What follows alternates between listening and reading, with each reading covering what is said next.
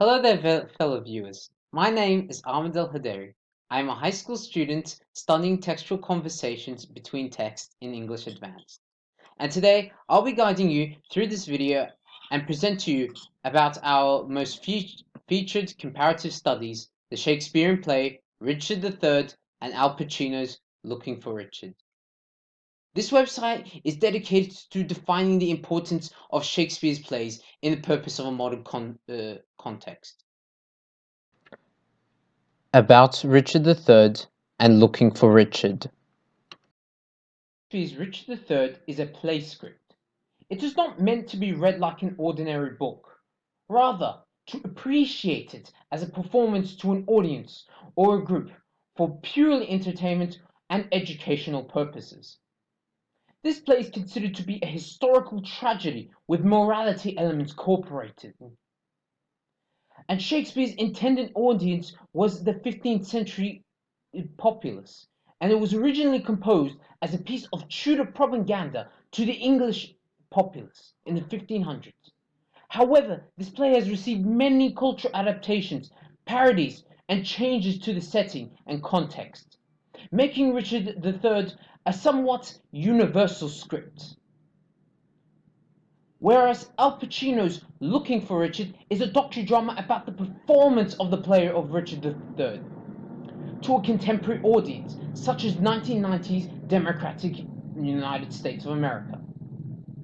Pacino's Looking for Richard is mainly about how to perform a Shakespearean play in a modern context. Pacino focuses on visuals, added scenes, elements of acting to create the perfect Machiavellian villain and action story. This appeals to the modern audience successfully, as we are more used to action and spectacular special effects to convey excitement and story elements to the audience.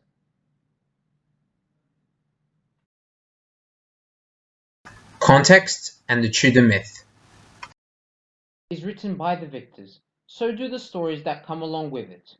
Richard III gives us a Tudor-centric view on the War of the Roses, shining Richmond as a holy warrior ready to rid Richard's satanic evil. As he says in the post-battle soliloquy, "By God's fair ordinance, conjoin together, and let thy heirs, God, if thy will be so, enrich the time to come with smooth face peace, that she may long live here. God say, Amen."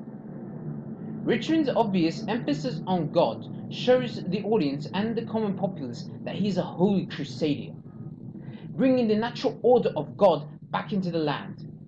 Richard III is a clean example of the Tudor myth, as the play cannot be used as a basis of factual, historical evidence of the War of the Roses. However, it does give us an example of the thoughts on certain political, social, and historical figures in Tudor England. Most people around the time believed that rulership was descended from the heavens and heredity rather other than an elective government. These are a few images about the Wars of the Roses. The intriguing component about Pacino's Looking for Richard is how it combines casual and experienced elements in his shots. In one scene, you can see him patrolling the streets of New York, interviewing the American government, public about their thoughts on Shakespeare, ranging from the young and the old, and the poor and the rich. Most either do not care or simply respond, "It is not relevant in our current society," or "It's not being propagated well enough." And in other scenes, he performs his part as Richard III, rather as a teacher than an entertainer. He then goes around and saying the opening line, "Now is the winter of our discontent." He then goes to say the entire soliloquy, and right after that soliloquy, he asks advice from his English professor, Frederick Kimball, and how he should improve the opening soliloquy. For a modern context, Pacino hires experienced actors such as Kevin Spacey and Penelope Allen to incite modern viewers into watching his creation due to their immense popularity. These few elements support Richard's attempt to spread Shakespeare to the American populace. Female representation. Shakespeare's representation of human motives and emotions is thoroughly shown throughout the female characters. Richard's portrayal of vice and ambition to take the English throne, as well as the moral window, is expressed by the female characters against Richard's sinful wickedness. Richard, like Pacino, disregards the warnings and the curses he is sent by the female characters, as he considers them to be tools in his political chessboard.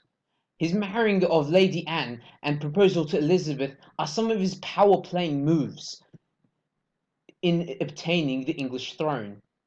During Act 1, Scene 3, Queen Margaret goes full out against Richard from aside and calls him a number of things, a murderous villain, and still thou art, and hie thee to hell for shame, and leave this world.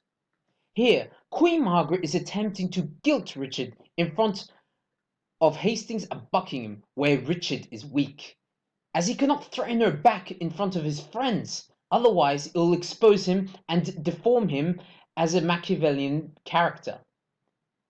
The women in this play are some of the biggest plot exposers of Richard, and shows the audience the villainous effect Richard has done to the ordinary lives of many in the country.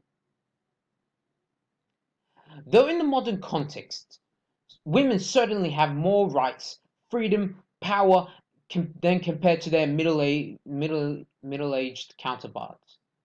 Strong female roles are significant in performing a film with multi-gendered roles, but however, Pacino seems to cut out these crucial and vital roles when he performs Richard III, suggesting that he does not consider the female roles in the play to be of any importance, or he wants to centralize the audience's attention to the main role, himself. The actor of Queen Margaret, Estelle Parsons, argues it's no great deed on his part if you want to make them, women, weak. And by diminishing their importance, you diminish his actions. Then the camera pans to a close-up of Pacino in silence, as if he's just been beat. Exactly the same way Richard was beat by Queen Margaret, left in hush. Power and morality. Shakespeare appears to have expected the play to be a morality play, where evil is crushed by the good.